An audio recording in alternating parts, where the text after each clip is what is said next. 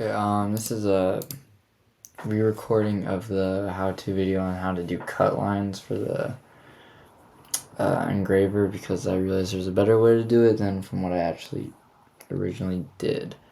Okay, so we have our design here in Illustrator again.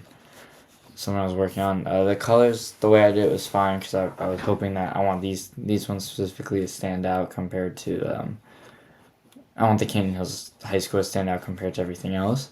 And then for the cut lines, it's the same thing. What I'm gonna do in this one, I'm just gonna shrink the black border slightly, just so that we can see the actual black outline that you'll use for the cut mark. So this file is 5x4. Okay, so you're gonna make a rectangle exactly the size of your artboard, or whatever you want to fit around for your cut line that you want exactly lined up. And this is very important. You want 0.001. That just might be too low.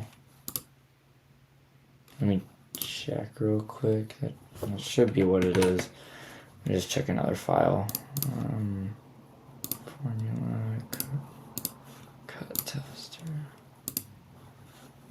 Yeah, 0.001. Okay, and that is what we have. The color should be full black.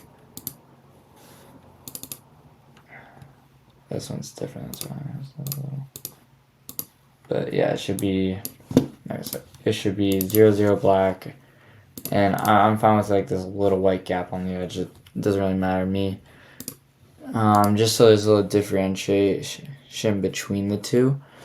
And then obviously you're gonna save your file. That's not the point right now. So yeah, so we save. I'm just gonna call it CutLines. Call it whatever you want.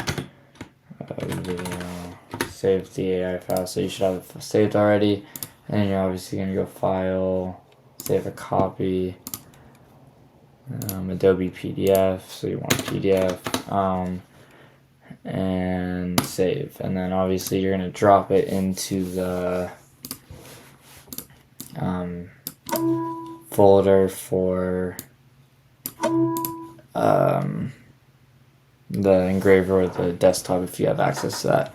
And I'll see you in the next video.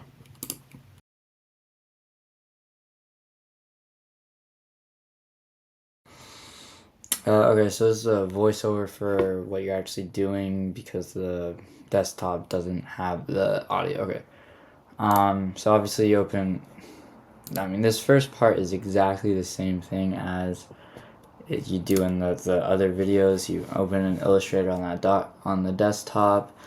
I did just, in this situation, I was checking that I had the stroke on correctly, so that's not too relevant or important for you guys, but in that case you do. Command P for print, drag it over, print, make sure it's epilogue, yada yada. You know what you're doing here. Okay, so now actually forgot how to do this for a second when I was doing this video, but it's pretty simple. So you're gonna open it in, I forgot to turn on the engraver in this situation so you can actually see the wood, so I did that, which takes a second.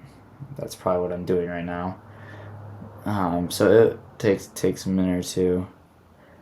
In this situation, I just want to say you want to make sure it's on the combined setting, and I'll explain that in a second, but make sure it's on combined, so it's both engraving and vector, so actually engraving into the wood and then cutting.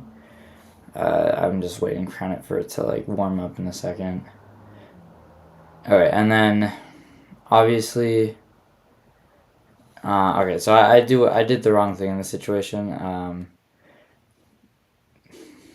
So I'll just give it a second. I'll just let the video speed up, because I realized I made a mistake here. So since the original design is black on the background and black cut lines, what you have to do is you go to this little button, hairs, and I'll do it in a second, but you got to hit this hair button, hair lines, and it will split up the two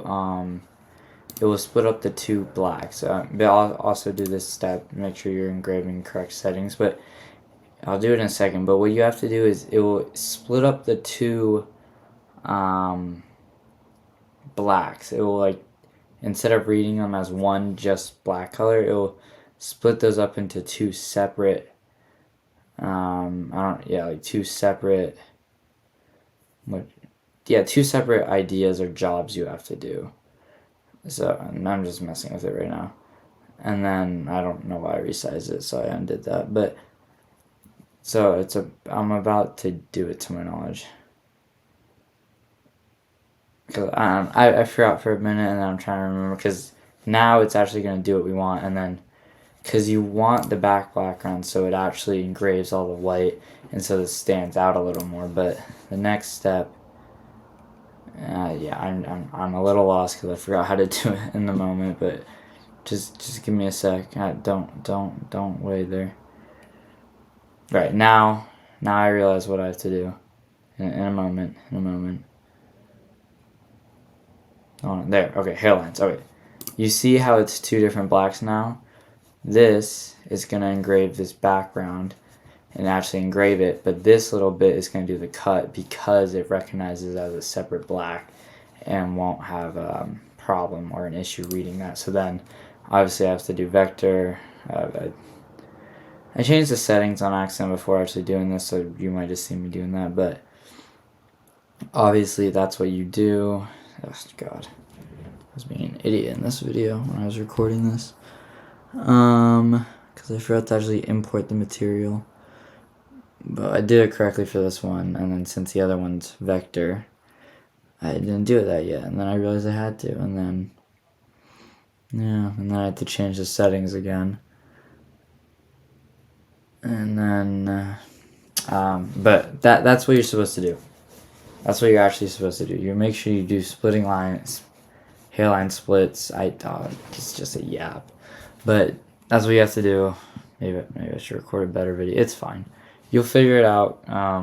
But yeah, it's pretty simple. And then obviously save, send to the printer, and then the next video is the actual printing.